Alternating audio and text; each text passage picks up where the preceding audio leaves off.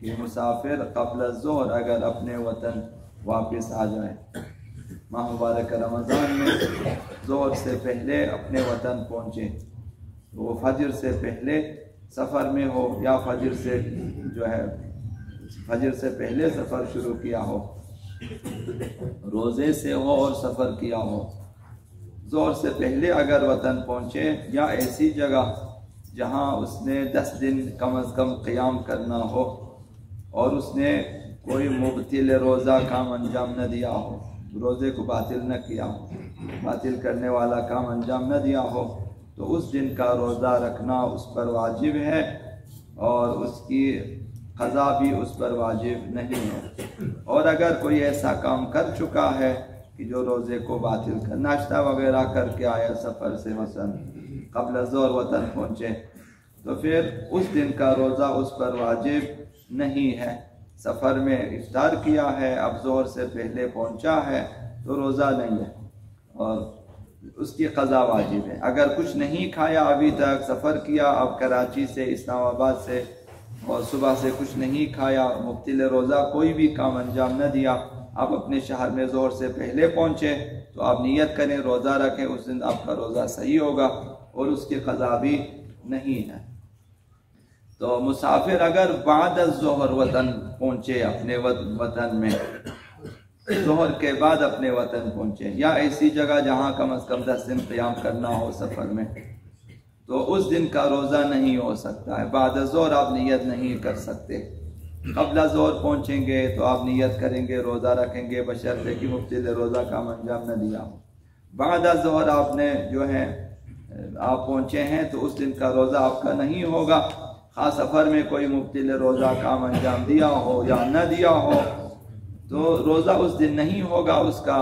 شام تک ایسے ہی امساک کریں اور ماہ مبارک رمضان کے بعد ایک روزہ قضائی اس کے ذمہ واجب ہے کہ اس کی قضا رکھیں۔ مسافر جو سفر کی وجہ سے روزہ نہیں رکھتا اور وہ شخص جو کسی عذر کی وجہ سے روزہ نہیں رکھ سکتا، بیماری کی وجہ سے مثلا روزہ نہیں رکھ سکتا، یا کمزوری کی وجہ یا بڑھاپے کی وجہ سے روزہ نہیں رکھ سکتا، یا مسافر سفر کی وجہ سے روزہ نہیں رکھ سکتا، اس کے لیے ماہ مبارک رمضان میں دن کے وقت میں اگرچہ روزے سے نہیں ہے پھر بھی دن کے وقت ازدواجی تعلقات قائم کرنا اور پیٹ بھر کر کھانا کھانا، اور یہ مکروہ ہے، کراہت ہے، بہرحال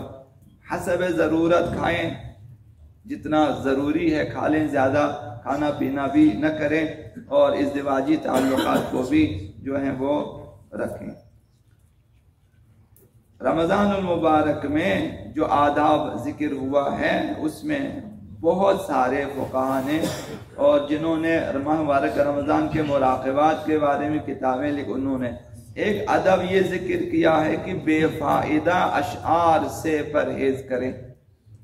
بے فائدہ اشعار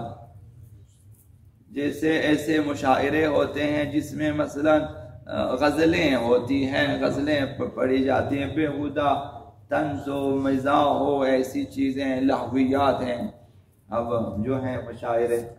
تو وہ صحیح نہیں، مکروہ ہے، روزے کا ثواب کم ہو۔ جن کو آپ بھی ایسے ہی بے فائدہ اشعار نہ پڑھیں کہ روزے میں کراہت ہے، صرف وہ مخصوص اشعار جن کی اجازت ہے وہ اہل بیت اطہار کے بارے میں ہو اور ان کے فضائل کے بارے میں، ان کے مصائب کے بارے میں اور مستند ہو، صرف وہ اشعار جو ہیں اس کی پرواہ نہیں ہے، ورنہ مکروہ ہے ماہ مبارک رمضان میں۔ حضرت آغا امام جعفر الصادق علیہ السلام فرمایا یکرہ روایت الشعر للصائم، انہوں نے فرمایا کہ روزہ دار کے لیے شعر پڑھنا مکروہ ہے، کہ وہ شعر نقل کرے، روایت کرے، یہ مکروہ ہے۔ اور دوسرا ادب یہ ہے کہ جو ہے خوشبو کریں، خوشبو کرنا مستحب ہے روزہ دار کے لیے، عطر یا اور گلاب وغیرہ سے خود کو خوشبو کرے۔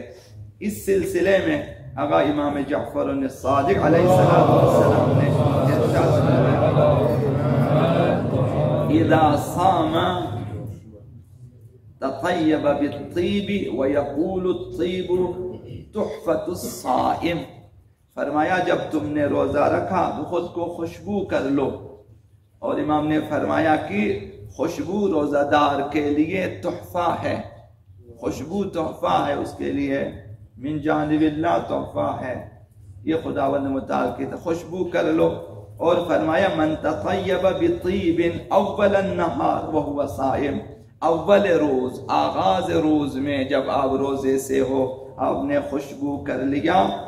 लम यफ़क़ुद अक़लह, उसकी अक़ल कमज़ोर नहीं होगी, अक़ल बढ़ती जाएगी। उमूमन जब हम 50-60 साल के बाद आगे हम जा रहे होते हैं तो हमारी याददाश्त कमज़ोर हो जाती है। तो माह मुबारक रमज़ान में आप रोज़ा रखते हैं